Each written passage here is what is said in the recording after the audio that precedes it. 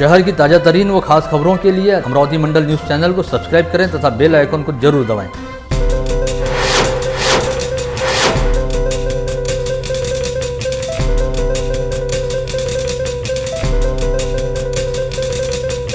नमस्कार, दैनिक अमरावती मंडल के मंडल news bulletin में आप सभी का स्वागत है।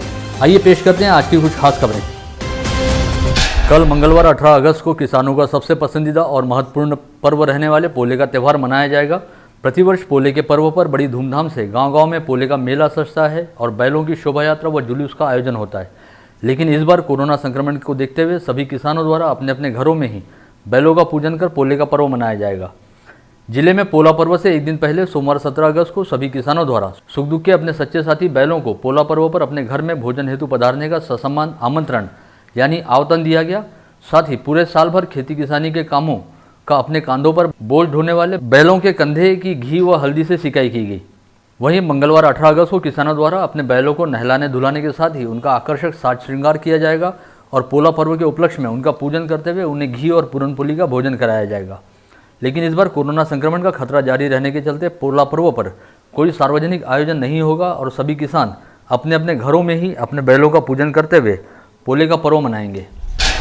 अमरावती के शहरी इलाकों को छोड़कर जिले में 1120 स्थानों पर सामूहिक तौर पर पोला भरता है। साथ ही बड़ा पोला के दूसरे दिन जगह जगह ताना पोला मनाने के साथ ही पोले की कर भी बड़ी धूमधाम से मनाई जाती है। लेकिन इस बार कोरोना संक्रमण के खतरे को देखते हुए जिले में कहीं पर भी सार्वजनिक व सामूहिक रूप से पोला नहीं मनाया जाएगा। ग्रामीण इलाकों के 31 पुलिस थाना क्षेत्रों में स्ट्राइकिंग फोर्स की 11 बटालियन व रैपिड एक्शन फोर्स के 5 पथक तैनात करने के साथ ही 400 होमगार्ड की ड्यूटी लगाई गई है ताकि कानून व व्यवस्था की स्थिति बरकरार रहे।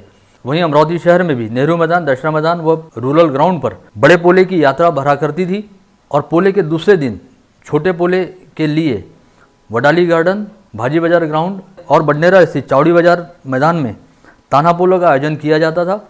इस बार इनमें से कोई भी आयोजन नहीं होने वाला है।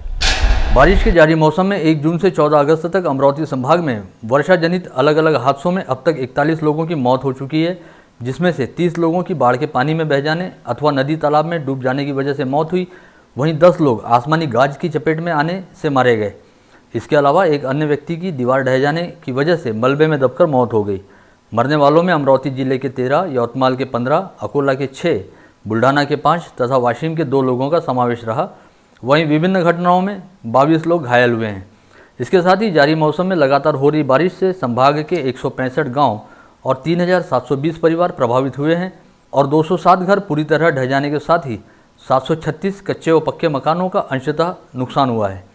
इसके अलावा 101 छोटे व बड़े जानवर भी बारिश की वजह से घटित हादसों में मारे गए हैं और जारी बारिश के मौसम में 17,702.39 हेक्टेयर कृषि क्षेत्र की उपजाऊ मिट्टी बह गई है और 10,840.71 हेक्टेयर कृषि क्षेत्र में फसलों का बड़े पैमाने पर नुकसान हुआ है।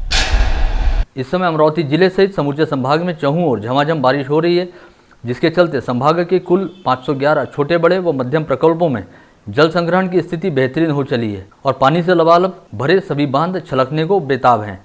इस समय अमरावती जिले के सभी छोटे बड़े व मध्यम 90 प्रकल्पों में औसत 78.81% तथा संभाग के सभी 511 प्रकल्पों में औसत 73.44% जल संग्रहण हो चुका है, जिसमें से 15 बांधों में ओवरफ्लो वाली स्थिति आ जाने की वजह से जल विसर्ग करना शुरू किया गया है। विगत शनिवार को 95% जल संग्रहण हो जाने के चलते जिले के सबसे बड़े बांध अपर वर्धा के कुल 11 दरवाजों को खोलकर यहां से जल निकासी शुरू की गई थी और गत रोज 6 दरवाजों को बंद करते हुए केवल 5 दरवाजों से पानी छोड़ा जा रहा था। वहीं अब और 2 दरवाजों को बंद कर दिया गया है और इस समय केवल 3 दरवाजों से ही जल निकासी शुरू है। विगत 4 दिनों के दौरान अपर वर्धा बांध से वर्धा नदी के जलपात्र में 77.97 10 लाख घन मीटर पानी छोड़ा जा चुका है। अमरावती जिले में विगत 24 घंटों के दौरान औसत 15 मिलीमीटर बारिश दर्ज की गई है, जिसमें से सर्वाधिक 13.5 मिलीमीटर बारिश धारणी में और 11.6 मिलीमीटर बारिश पर्यटन नगरी चिकलदरा में हुई है। अमरावती जिले में अगस्त माह के दौरान 127.1 मिलीमीटर बारिश की अपेक्षा की जाती है और सोमवार 17 अगस्त की सुबह तक 121.8 मिलीमीटर बारिश हो चुकी है, जो जारी माह की अपेक्षित वर्षा का 95.8% है। वहीं सोमवार की सुबह से बारिश ने अमरावती जिलावासियों को कुछ राहत दी है। हालांकि इसके बावजूद मौसम बदरीला बना रहा और पूरे दिन भर में एक बार भी धूप नहीं खिली। अमरावती जिले में सोमवार को 92 लोगों की कोरोना टेस्ट रिपोर्ट पॉजिटिव आई है। इसके साथ ही जिले में कोरोना के कुल संक्रमितों का आंकड़ा बढ़कर 3858 पर जा पहुंचा है। जिला सामान्य अस्पताल द्वारा दी गई जानकारी के मुताबिक मंगलवार की शाम तक संत गाड़गे बाबा अमरावती विश्वविद्यालय की कोविड टेस्ट लैब से 76 लोगों की रिपोर्ट पॉजिटिव आई। वहीं रैपिड एंटीजन टेस्ट में 16 लोग कोरोना संक्रमित पाए गए। अमरावती जिले में लगातार बढ़ते कोरोना संक्रमितों के आंकड़े के बीच एक राहत वाली खबर यह भी है कि अब तक कुल 33,208 सैंपलों की जांच करने के बाद करीब 87% यानी 28,829 सैंपलों की रिपोर्ट नेगेटिव आई है। यह एक तरह से जिले के लिए राहत वाली बात है। जिले में अब तक कुल 44,905 लोगों की स्वास्थ्य जांच जिला सामान्य अस्पताल सहित अन्य अस्पतालों में की गई, जिसमें से 33,208 लोगों के थ्रोट स्वैब सैंपलों का परीक्षण किया गया। इसमें 28,829 लोगों के थ्रोट स्वैब सैंपलों की रिपोर्ट नेगेटिव आई, जो कुल संदिग्धों का करीब 87% है। वहीं एक राहत वाली खबर यह भी है कि अब तक कोरोना संक्रमित पाए गए कुल 3,858 मरीजों में से 2,583 संक्रमित मरीज कोरोना मुक्त होकर कोविड अस्पताल से डिस्चार्ज प्राप्त कर चुके हैं। यह कुल संक्रमितों की संख्या के अनुपात में करीब 70% संख्या है। यह भी अपने आप में एक बड़ी राहत वाली खबर है। विदर्भ का नंदनवन कहे जाते चिखलदरा में आगामी 31 अगस्त तक पर्यटकों के आने पर पाबंदी लगा दी गई है। साथ ही यहाँ के होटलों को पूरी तरह से बंद करवाया गया है। ऐसे में यहाँ पर पर्यटकों के रहने हेतु भी जगह उपलब्ध नहीं है। यह निर्णय कोरोना के संक्रमण से बचाव हेतु लिया गया है। गत रोज चिखलदरा पालिका प्रशासन तथा राजस्व एवं पंचायत समिति अधिकारियों ने पर्यटन नगरी के होटल संचालकों की बैठक ली थी, जिसमें आगामी कुछ समय तक चिखलदरा परिसर के होटलों को बंद रखने का निर्णय नगराध्यक्षा विजया राजेंद्र सोमवंशी द्वारा लिया गया। आगामी 22 अगस्त से 10 दिवसीय गणेशोत्सव पर्व शुरू होने जा रहा है, जिसके लिए मनपा प्रशासन ने नेहरू मैदान सहित शहर के 17 स्थानों पर सोशल डिस्टेंसिंग के नियमों का पालन करते हुए गणेश मूर्तियों की बिक्री हेतु आवश्यक व्यवस्था की है। यहाँ पर सोमवार 17 अगस्त से गणेश मूर्तियों की बिक्री का काम शुरू हो गया है। मनपा प्रशासन द्वारा नेहरू मैदान पर गणेश मूर्तियों की बिक्री हेतु 30 वाटरप्रूफ दुकानें बनाते हुए मूर्ति विक्रेताओं को आवंटित की गई है। साथ ही शहर में कुछ अन्य स्थानों पर गणेश प्रतिमाओं की बिक्री हेतु स्थान चिन्हित किए गए हैं। इन सभी स्थानों पर मूर्ति विक्रेताओं को रोजाना सुबह 9 से शाम 6 बजे तक अपनी दुकानें लगाने की अनुमति होगी और सोशल डिस्टेंसिंग का पालन करने के साथ ही मास्क और सैनिटाइजर का प्रयोग करना अनिवार्य रहेगा। प्रतिवर्ष 10 दिवसीय गणेशोत्सव पर्व शुरू होने के काफ़ी पहले ही शहर के सभी सार्वजनिक गणेशोत्सव मंडलों द्वारा शहर पुलिस आयुक्तालय से अनुमति प्राप्त करने का काम पूरा कर लिया जाता है। लेकिन इस बार सोमवार 17 अगस्त तक अमरावती शहर पुलिस आयुक्तालय से मात्र 26 सार्वजनिक गणेशोत्सव मंडलों द्वारा ऑनलाइन अनुमति मांगी गई है। बता दें कि गत वर्ष इस समय तक कुल 501 गणेशोत्सव मंडलों द्वारा अपने आवेदन पेश किए गए थे, जिसमें से 478 गणेश मंडलों को ऑनलाइन अनुमति दी गई थी। लेकिन इस बार जीवन के सभी क्षेत्रों में कोरोना का संक्रमण हावी हो गया है, जिससे पर्व व त्यौहार भी अछूते नहीं हैं। सोमवार 17 अगस्त तक कोतवाली थाना क्षेत्र के 8, गाड़गेनगर थाना क्षेत्र के 3, खोलापुरी गेट थाना क्षेत्र के 15, फ्रेजरपुरा थाना क्षेत्र के 3, वलगांव थाना क्षेत्र के 1, भातकुली थाना क्षेत्र के 2 तथा राजापेट थाना क्षेत्र के 4 गणेशोत्सव मंडलों द्वारा ही सार्वजनिक गणेशोत्सव के लिए ऑनलाइन अनुमति मांगी गई है। गत रोज शिवसेना नेता व सांसद संजय राउत ने एक टीवी न्यूज़ चैनल को दिए साक्षात्कार में कहा था कि बीमारियों के बारे में डॉक्टरों को कुछ नहीं समझता और वे खुद अपना इलाज कंपाउंडरों से कराते हैं। सांसद राउत के इस वक्तव्य का बड़े अनोखे ढंग से निषेध करते हुए राज्य के कृषि मंत्री तथा भाजपा किसान मोर्चा के प्रदेशाध्यक्ष डॉक्टर अनिल बोंडे एवं भाजपा के शहराध्यक्ष किरण पातुरकर ने एक विख्यात मनोविकार विशेषज्ञ के यहाँ काम करने वाले कंपाउंडर का यथोचित सत्कार किया। साथ ही इस कंपाउंडर से निवेदन किया कि वे सांसद संजय राउत का यथोचित इलाज करें। इस अवसर पर भाजपा के कई पदाधिकारी उपस्थित थे।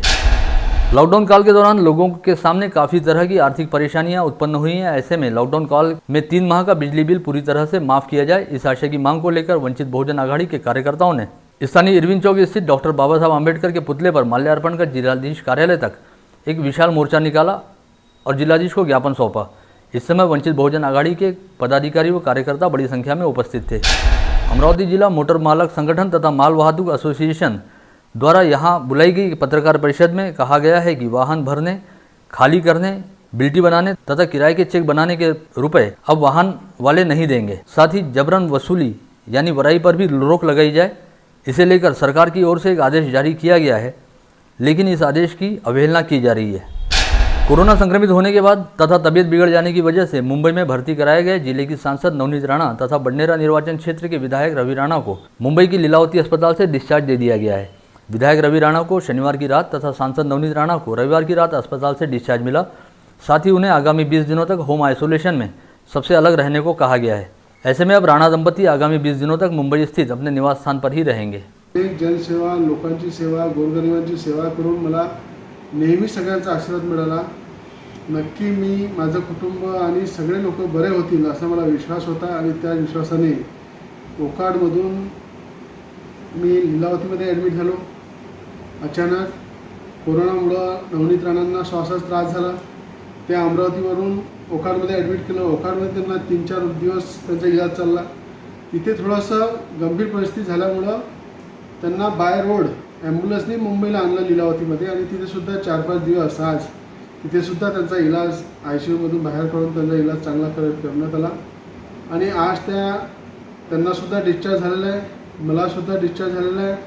पण मी सगळ्यांना हात जोडून विनंती करतो, कोरोनाला गांभीर्याने घ्या. कोरोना ही बिमारी लंग्समध्ये गेल्यानंतर पूर्ण शरीराला ताप, हातपाय दुखणं, सर्दी, खोकला, डोकं दुखणं, पूर्ण शरीराला पूर्णपणे ते थकून टाकते.